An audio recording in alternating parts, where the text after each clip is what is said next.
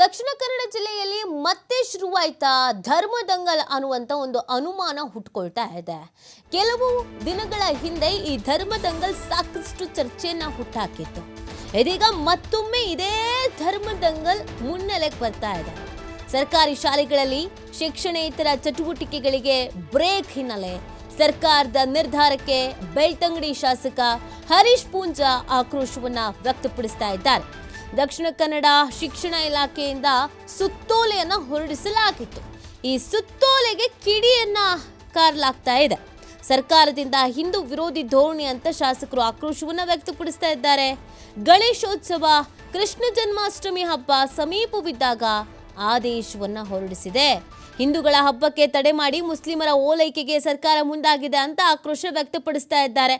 ಆದೇಶ ಹಿಂಪಡೆಯದೇ ಇದ್ರೆ ಹೋರಾಟ ಮಾಡಬೇಕಾಗುತ್ತೆ ಅನ್ನುವಂತ ಎಚ್ಚರಿಕೆಯನ್ನ ಶಾಸಕರು ಇದೀಗ ನೀಡ್ತಾ ಇದ್ದಾರೆ.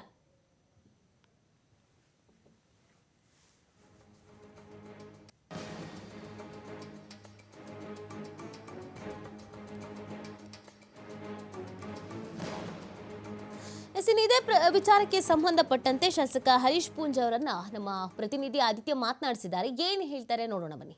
ಧಾರ್ಮಿಕ ಹಬ್ಬಗಳು ಆರಂಭವಾಗುವಂತ ಹೊತ್ತಿನಲ್ಲಿ ಸರ್ಕಾರ ಮತ್ತು ಕೆಲವೊಂದಿಷ್ಟು ಸಂಘಟನೆಗಳು ಹಾಗೂ ಜನರ ನಡುವೆ ಒಂದು ಸಂಘರ್ಷದ ವಾತಾವರಣ ನಿರ್ಮಾಣವಾಗುವಂತದ್ದು ಕಳೆದ ವರ್ಷದಿಂದ ನಾವು ನೋಡ್ತಾ ಇದ್ದೀವಿ.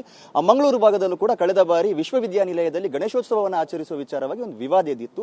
ಸೊ ಈ ಬಾರಿ ಕೂಡ ಅಂತದ್ದೇ ಒಂದು ಅಪಸ್ವರ, ವಿರೋಧ ಅನ್ನುವಂಥದ್ದು ವ್ಯಕ್ತವಾಗ್ತಾ ಇದೆ. ಅದು ಸರ್ಕಾರದ ಆದೇಶದ ವಿರುದ್ಧ. ಸರ್ಕಾರಿ ಶಾಲೆಗಳಲ್ಲಿ, ಸರ್ಕಾರಿ ಕಾಲೇಜುಗಳಲ್ಲಿ ಶಿಕ್ಷಣೇತರ ಚಟುವಟಿಕೆಗಳಿಗೆ ಅವಕಾಶವನ್ನ ನೀಡಬಾರದು ಅನ್ನುವಂಥ ಒಂದು ಆದೇಶವನ್ನ ಸರ್ಕಾರ ನೀಡಿದೆ. ಈ ವಿಚಾರವಾಗಿ ಮಾತನಾಡೋದಕ್ಕೆ ನಮ್ಮೊಂದಿಗೆ ಶಾಸಕ ಹರೀಶ್ ಪೂಂಜಾರ್ ಅವರಿದ್ದಾರೆ. ನಾನು ಮಾತನಾಡಿಸ್ತಾ ಹೋಗ್ತೀನಿ. ಸರ್, ಸರ್ಕಾರದ ಆದೇಶ ಏನು ಹಾಗೂ ಇದರಿಂದ ಧಾರ್ಮಿಕ ಆಚರಣೆಗಳಿಗೆ ಯಾವ ರೀತಿಯ ಒಂದು ತಡೆ ಉಂಟಾಗುತ್ತೆ? ಕರ್ನಾಟಕದಲ್ಲಿ ಮಾತ್ರ ಅಲ್ಲ, ಇಡೀ ದೇಶದಲ್ಲಿ ಹಿಂದೂ ಸಮಾಜದ ಸಾರ್ವಜನಿಕ ಆಚರಣೆಗಳಾಗಿರ್ತಕ್ಕಂಥ ಕೃಷ್ಣ ಜನ್ಮಾಷ್ಟಮಿ ಇರ್ಬೋದು, ಗಣೇಶೋತ್ಸವದ ಆಚರಣೆಗಳು ಶಾಲೆಯ ಆವರಣಗಳಲ್ಲಿ ನಡೆಸ್ಕೊಂಡು ಬಂದದ್ದು ಅನೇಕ ಉದಾಹರಣೆಗಳಿದೆ. ಮತ್ತು ದಕ್ಷಿಣ ಕನ್ನಡ ಜಿಲ್ಲೆ, ವಿಶೇಷವಾಗಿ ದಕ್ಷಿಣ ಕನ್ನಡ ಉಡುಪಿ ಜಿಲ್ಲೆಯಲ್ಲಿ ವಿಶೇಷವಾಗಿ ಹೆಚ್ಚಿನ ಸಾರ್ವಜನಿಕ ಗಣೇಶೋತ್ಸವ ಅಷ್ಟಮಿಗಳು ಶಾಲೆಯ ಆವರಣಗಳಲ್ಲಿ ನಡೆಯತಕ್ಕಂಥದ್ದು.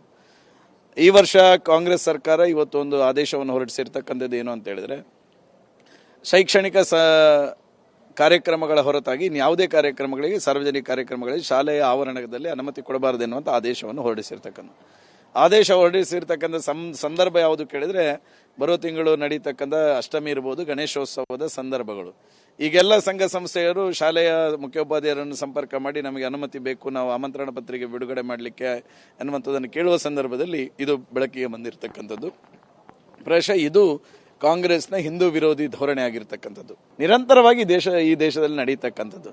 ಇದು ಕೇವಲ ಮುಸಲ್ಮಾನರ ಭಾವನೆಗೆ ಯಾವುದೇ ರೀತಿಯಾಗಿರ್ತಕ್ಕಂಥ ಧಕ್ಕೆ ಆಗಬಾರ್ದು ಎನ್ನುವ ಕಾರಣಕ್ಕೋಸ್ಕರ, ಹಿಂದೂಗಳ ಭಾವನೆಗೆ ಧಕ್ಕೆ ಆದರೂ ಪರವಾಗಿಲ್ಲ ಎನ್ನುವಂಥ ಭಾವನೆಯ ಕಾರಣಕ್ಕೋಸ್ಕರ ಈ ರೀತಿಯ ಆದೇಶಗಳನ್ನು ಇವತ್ತು ಸರ್ಕಾರ ಮಾಡ್ತಕ್ಕಂಥದ್ದು. ಸರ್, ಈಗ ಈ ಆದೇಶ ಮುಂದುವರೆದ್ರೆ, ಹಿಂಪಡೆಯದೆ ಹೋದ್ರೆ ತಮ್ಮ ಹೋರಾಟಗಳು ಯಾವ ರೀತಿ ಇರುತ್ತೆ, ಏನೆಲ್ಲ ನಿರ್ಧಾರಗಳನ್ನು ಮಾಡ್ತಾರೆ? ನಾನೊಬ್ಬ ಭಾರತೀಯ ಜನತಾ ಪಾರ್ಟಿಯ ಶಾಸಕ ಮಾತ್ರ ಅಲ್ಲ, ಒಬ್ಬ ಹಿಂದೂ ಆಗಿ ನಾನು ಹೇಳ್ತೇನೆ, ಈ ರೀತಿಯ ಹಿಂದೂ ಸಮಾಜದ ಮೇಲೆ ಈ ರೀತಿಯ ದ್ವೇಷದ ರಾಜಕಾರಣ ಮತ್ತು ಹಿಂದೂ ಸಮಾಜವನ್ನು ಅವಮಾನಿಸ್ತಕ್ಕಂಥ ಕೆಲಸವನ್ನು ನೀವು ಮಾಡಿದ್ರೆ ಖಂಡಿತವಾಗಿಯೂ ನಾವು ಭಾರತೀಯ ಜನತಾ ಪಾರ್ಟಿ ಎಲ್ಲರೂ ಒಟ್ಟಾಗಿ ಹೋರಾಟವನ್ನು ಮಾಡ್ತೇವೆ.